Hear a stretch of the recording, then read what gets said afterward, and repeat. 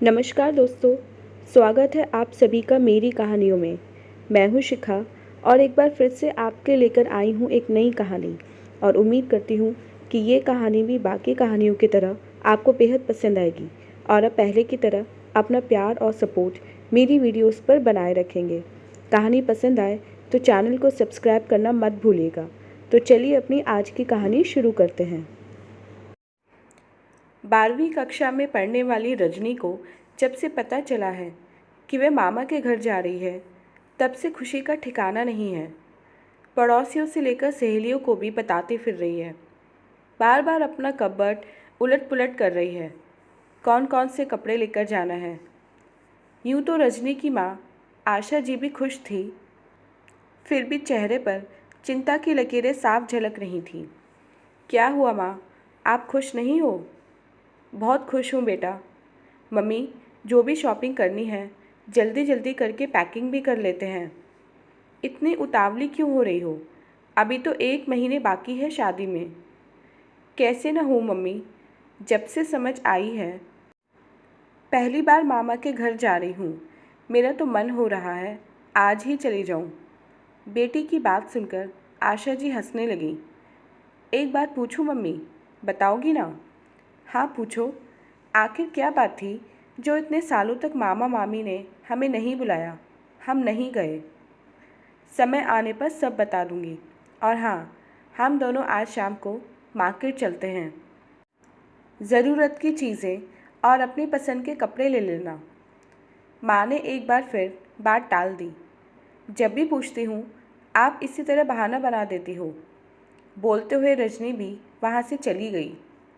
हो ना हो, इसमें मम्मी की ही गलती होगी, तभी तो दोनों मामा मामी में से इन्हें कोई नहीं बुलाता और मैं जब भी पूछती हूँ बताने से इनकार कर देती हैं, टाल देती हैं।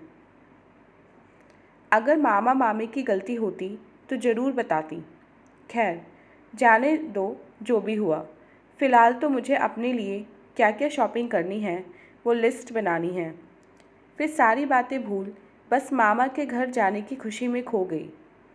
आशा जी भी बहुत खुश हो रही थी, पर कहीं न कहीं मन आशंकाओं से भर रहा था। पता नहीं भैया भाभी का व्यवहार कैसा हो मेरे साथ, कहीं बेटी के सामने कुछ सुना ना दें। नहीं, शायद ऐसा नहीं हो। यह भी तो हो सकता है उन्हें समझ आ गई हो कि मेरी कोई गलती नहीं थी। सारी तैयारी करते करते 1 महीना बीत गया और वह दिन भी आ गया जब आशा जी बेटी के संग मायके के लिए विदा हुई। रजनी के पापा को भी साथ चलने को कहा, पर उन्होंने जाने से इनकार कर दिया। दोनों ट्रेन में बैठ गई। पूरे 2.5 घंटे का रास्ता था। दोनों माँ बेटी ने कुछ देर इधर उधर की बातें की, फिर खिड़की से बाहर का नज़ारा देखने लगी। तो तुम्हें भी लगता है रजनी कि तुम्हारी माँ की गलती की वजह से तुम्हारा ननिहाल छूट गया?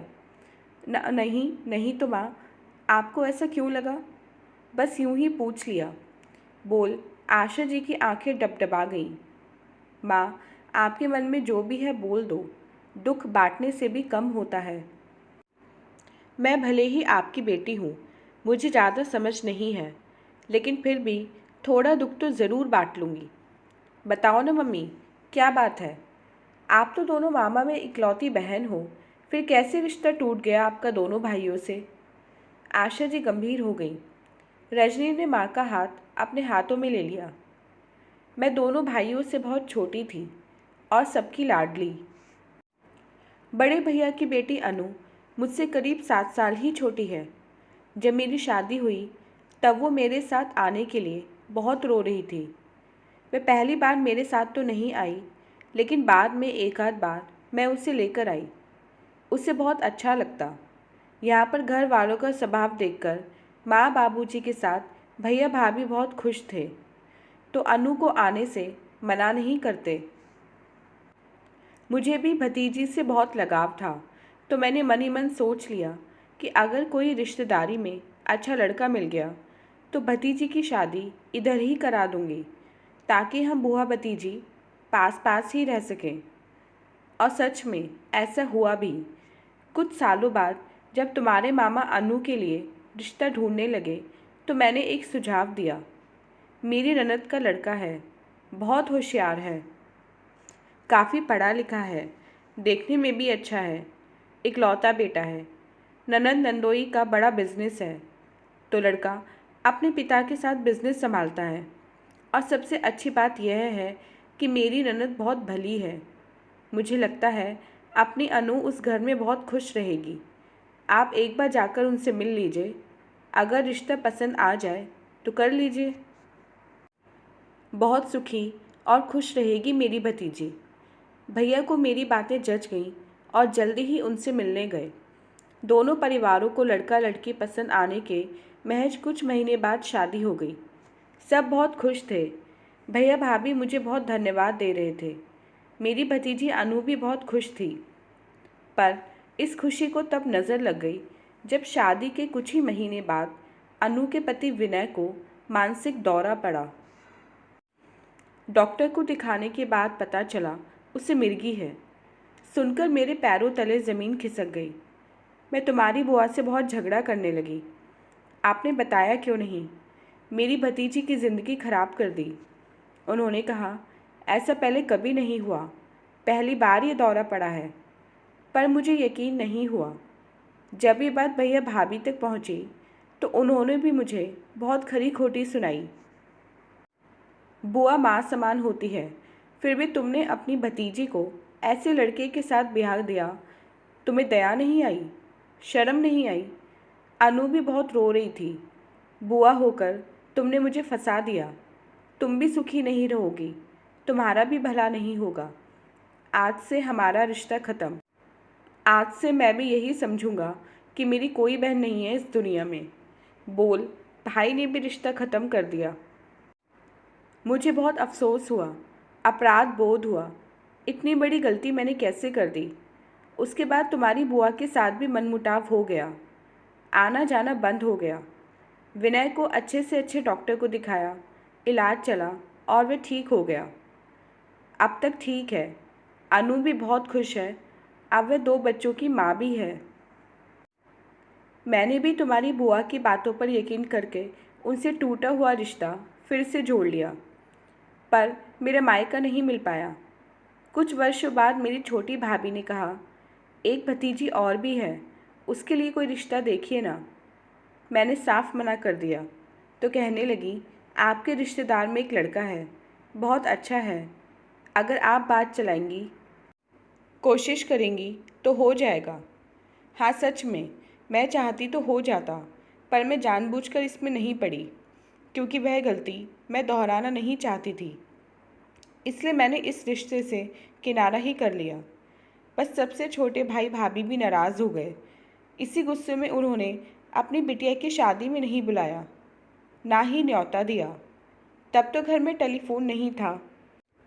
मैंने दोनों भाई भाभीयों को बहुत चिट्ठी लिखी, संवाद भिजवाया। मुझे लगा कि कुछ दिनों की नाराज़गी है, फिर सब ठीक हो जाएगा। लेकिन जब एक का भी जवाब नहीं आया और ना ही वे दोनों आए, तब मैंने भी उम्मीद छोड़ दी, पहल करना छोड़ दिया। बाकी बच्चों को मामा के घर जाते देख तुम अक्सर रोने लगती। यह देख मुझे भी रोना आ जाता।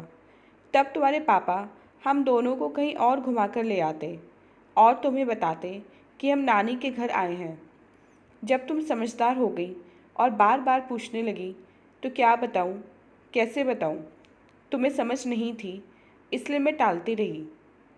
सारी बातें बताते बताते आशा जी की आंखें डबडबा गईं, गला भर आया। पता नहीं बेटा, मैंने तो भला चाहा, फिर कहाँ गलती हो गई और मैं बुरी बन गई। माँ, फिर आप क्यों जा रही हैं? उन्होंने आपका इतना अपमान किया, भला बुरा कहा, फिर भी एक बुलावे पर आप जा रही हैं। चलिए, हम यहीं से वापस हो जाते हैं, हम नहीं जाएंगे। नहीं बेटा, ऐसे नहीं बोलते। हाँ, उन्होंने मुझे बहुत भला बुरा कहा, पर मुझे लगता है उसकी जगह मैं भी रहती तो शायद ऐसा ही कुछ करती। फिर ये भाई बहन का रिश्ता है बेटा, खून का रिश्ता है, जो इतनी आसानी से नहीं टूटते और ना ही तोड़े जाते हैं। मैं सब भूल चुकी हूँ।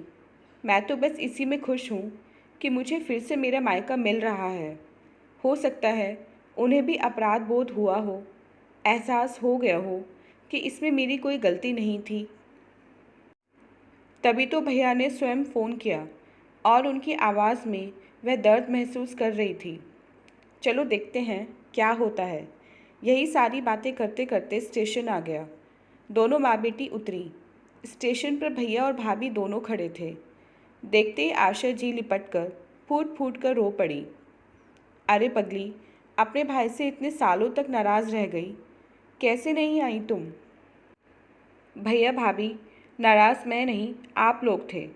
मुझे तो आपकी डांट का, आपके द्वारा कहे गए भले बुरे शब्दों का कोई फ़र्क नहीं पड़ा। तभी तो मैंने कितने संवाद भेजे, पर आपने एक का भी जवाब नहीं दिया। तब मैंने भी छोड़ दिया।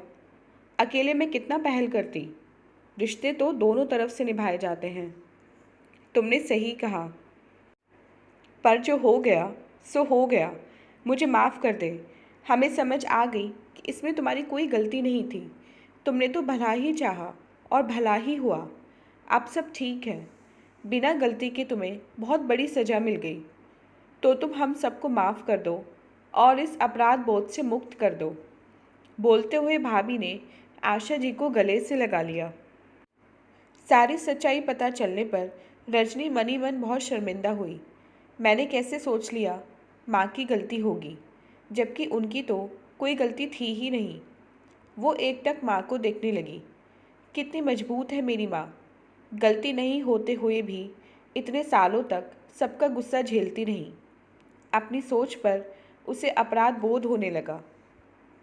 तो दोस्तों, ये थी हमारी आज की कहानी। मिलते हैं अपनी नेक्स्ट वीडियो में इससे नेक्स्ट कहानी के साथ। तब तक के लिए आज्ञा दीजिए। धन्यवाद।